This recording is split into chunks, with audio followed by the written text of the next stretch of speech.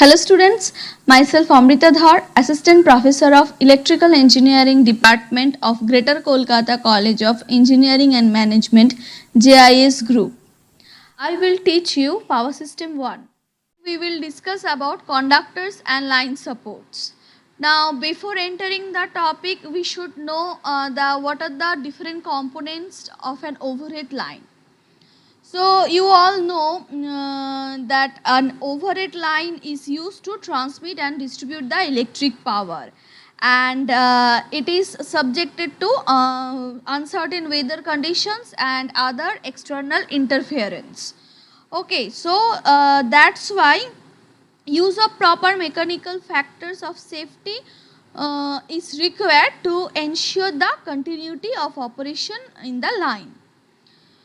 So, what are the different components of an overhead line? First one is conductor, next one is line supports, third one is insulator, then cross arm, and there are miscellaneous items like face plate, danger plate, lightning arrestor.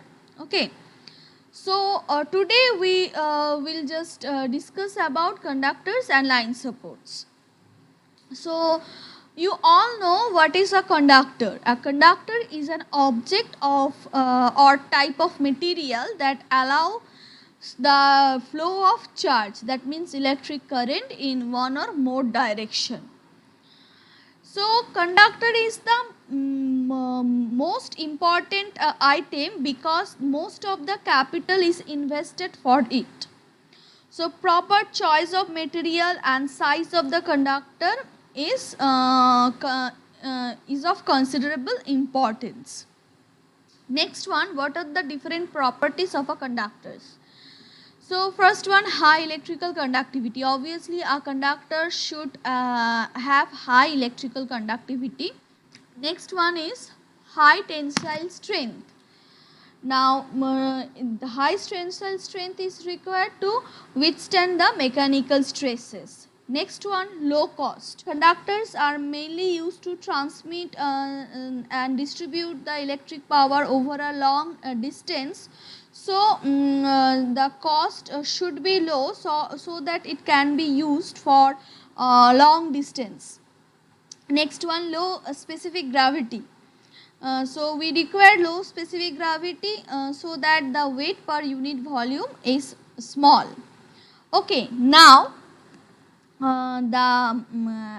these requirements are not found in a single material, obviously. Therefore, while selecting a conductor material for a particular case, a compromise is made between cost and the required electrical and mechanical properties. So let's check what are the commonly used conductor. First one is copper, next aluminium, then steel coated aluminium or SCSR, next one is galvanized steel, and last one is cadmium copper. So these are the commonly used conductors. So first one is copper. Okay.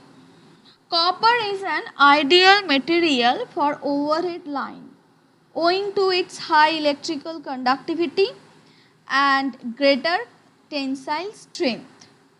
So it is always used in the hard drawn form as a stranded conductor. But although the hard drawing decreases the electrical conductivity slightly, but it increases the tensile strength. Also, the copper has a high electrical density. So, the current carrying capacity of copper per unit of cross section area is quite large. So, this leads to advantages. Okay. First one is smaller cross sectional area of the conductor is required, and second one is the area offered by the conductor to wind loads it reduced. Okay, so moreover this metal is quite homogeneous, durable, and at last copper is quite homogeneous, it is durable and has a high scrap value. So there is hardly any doubt that copper is an ideal material for transmission and distribution of electrical power. However, due to higher cost and non-availability, it is rarely used for this purpose. So nowadays the trend is used to aluminium in place of copper. At first, aluminium is cheap and it is light compared to copper. Okay, the conductivity of aluminium is 60% that of copper. So the smaller conductivity of aluminium means that for any particular transmission efficiency, the cross sectional area of the conductor must be larger in aluminium than copper. So this is a problem if we are using the aluminium. And for the same resistance, the diameter of the aluminium conductor is about 1.26 times the diameter of the copper conductor. So if the cross sectional area is increased, so that means it exposes a greater surface to wind pressure. So the supporting towers must be designed for greater transverse strength, and this often requires the use of higher tower with consequence of greater sag. Next one is the specific gravity of aluminium. The specific gravity of aluminium is lower than copper. The specific gravity of copper is 8.9 gram per cc, whereas the specific gravity of aluminium is 2.71 gram per cc. So therefore an aluminium conductor has almost 1/2 the weight of equivalent copper conductor. For this reason, the supporting structure for aluminium need not to be made so strong as that of copper conductor. Third property is aluminium conductor being light and is liable to greater swing, and hence the larger cross arms are required. Next one, due to lower tensile strength and higher coefficient of linear expansion of aluminium, the sag is greater in the aluminium conductor. So considering the combined properties of cost, conductivity, tensile strength, weight, aluminium has an edge over copper. Therefore, it is being widely used as a conductor material. And it is particularly profitable to use aluminium for a heavy current transmission where the conductor size is large and its cost forms a major proportion of the total cost of the complete installation. Next one is the SCSR, aluminium conductor steel reinforced. SCSR, aluminium conductor steel reinforced. Okay, now due to low tensile strength, aluminium conductor produce greater sag. Now this prohibits their use for larger span and makes them unsuitable for long distance transmission. So in order to increase the tensile strength, the aluminium conductor is reinforced with a core of galvanized steel wires. Okay, core of galvanized steel wires. The composite conductor is known as steel cored aluminium and is abbreviated as SCSR, aluminium conductor steel reinforced. Now the steel cored aluminium conductor consists of one central of galvanized steel wire as you can see in this picture, and it is surrounded by the number of aluminium strands. Now usually the diameter of both the steel and the aluminium wires is the same, and the cross section of two metals are generally ratio of 1:6. So steel cord aluminium conductor having one steel, suppose in this figure you can say 1:6 ratio. That means one steel core is surrounded by 6 aluminium strand. Okay, next one, in the next picture, one steel core is surrounded by 8 aluminium wires. Here one steel core is surrounded by 36 aluminium wires. So and in the next figure, in the core there are 7 steel wires, and it is surrounded by 12 aluminium wires. Okay, now this results of this composite conductor is that the steel core takes greater percentage of the mechanical strength, while the aluminium strands carry the bulk of the current. So there are two advantages of using SR. First one, the reinforcement with steel increases the tensile strength, but at the same time keep the composite conductor light. Therefore, steel cord aluminium conductor will produce smaller sag, and hence longer span can be used. Next one, due to smaller sag with steel cord aluminium conductor, towers of smaller heights can be used. So these are the two advantages of SR conductor. Now next one is galvanized steel. Now steel has a very high tensile strength.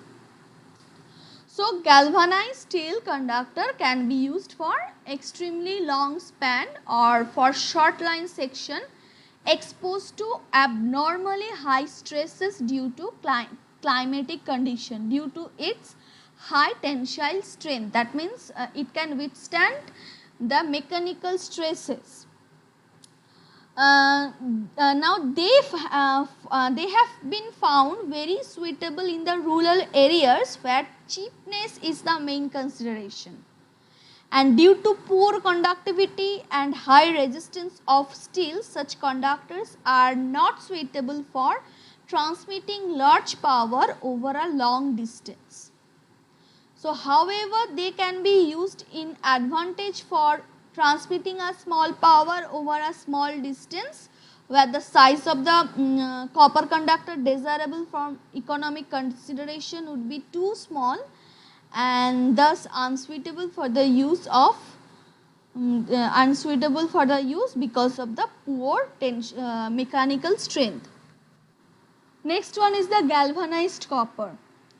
The conductor material employed in certain case is copper alloyed with cadmium. An addition of 1 or 2% cadmium to copper increase the tensile strength by 50%, and conductivity is reduced by 15% below that of pure copper. Therefore, cadmium copper conductor can be useful for exceptionally long span, and due to high cost of the cadmium, such conductor will be economical only for the lines of small section, that is where the cost of the conductor material is comparatively small compared to the cost of the supports. So basically these are the commonly used conductor: cadmium, copper, galvanized steel, SCSR, aluminium and copper. Now we are going to discuss about line supports. Line support. So what is line support? The line supporting structure for overhead line conductors are various types of pole and towers called the line supports. So line supports includes various type of poles and towers. What are the properties of line support? High mechanical strength to withstand the weight of the conductor and wind load. Next one, light in weight without the loss of mechanical strength. Okay, cheap in cost and economical to maintain, longer life, and easy accessibility of conductors for maintenance.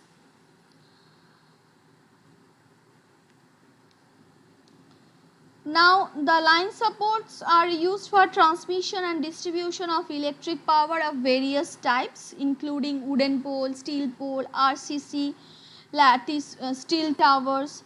Similarly, like conductors, the choice of supporting structure for a particular case depends upon the line span, the cross sectional area, line voltage, cost, and the local conditions. So, first one is the wooden pole. Now, they are made of seasoned wool. Okay, and are suitable for the lines of moderate cross sectional area and of relatively shorter span, say up to 50 meters. Now, such supports are cheap, easily available, providing the insulation property, and therefore are widely used for distribution purpose in rural areas as an economical propositions. The wooden poles generally tend to rot below the ground level because in the ground the moisture is present in the soil, and it causes the foundation failure. So, in order to prevent this, the portion of the pole below the ground level is impregnated with the preservative compounds like kerosene oil. So, what are the different types of disadvantages of wooden pole? First one, tendency to rot below the ground level. Second one, comparatively smaller life, 20 to 25 years. So, and it cannot use higher than voltage higher than 20 kilovolt. It has less mechanical strength and require periodical inspections. So, these are the disadvantages. It can damaged by storm, or it can damaged by moisture present in the soil, and so it has lower life. That's why we are shifted from wooden pole to steel tower. Now, they possess the greater mechanical strength, longer life, and permit longer span to be used. So, these poles are substitute for the wooden poles. The disadvantages of the wooden poles are overcome by the steel poles. Now, these poles are generally used for the distribution purposes in the city. This type of supports need to be galvanized or painted in order to prolong its life. The steel poles are of three types: rail pole, tubular poles, and rolled steel joint. Next one is the RCC, the reinforced concrete pole. The reinforced concrete pole have become very popular as line supports in recent years. They have greater mechanical strength, longer life, and permit longer spans than steel pole. And they have a good outlook, require little maintenance, and have good insulating properties. But there is a disadvantages of using this concrete pole. That is, the use of this pole is the high cost of transport owing to their heavy weight. So, such poles are often manufactured at the site in order to avoid heavy cost of the transportations. Next one, steel tower. Generally, it is used for transmission purpose. Okay, now wood, steel, reinforced concrete pole are used for distribution purposes at low voltage up to 11 kV. And for long distance transmission at higher voltage, we can use these steel towers. Now steel tower have greater mechanical strength, longer life, and can withstand most severe climatic condition and permit the use of longer spans. The risk of interrupted service due to broken or punctured insulation is considerably reduced owing to longer span. Now tower footing are usually grounding by driving rods into the earth. This minimizes the lightning troubles as each tower acts as a lightning conductor. So these are the line supports. Different types of pole: wooden pole, steel pole, RCC pole. Nowadays you can see RCC pole everywhere in your surrounding. In earlier days we use this wooden pole, then we shift to the steel pole, and currently we are using this concrete pole. And these are used for the distribution purpose, and steel tower is used for the transmission purpose.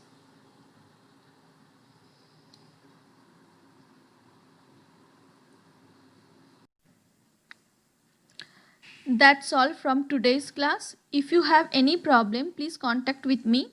My contact details is given on the first slide. Thank you.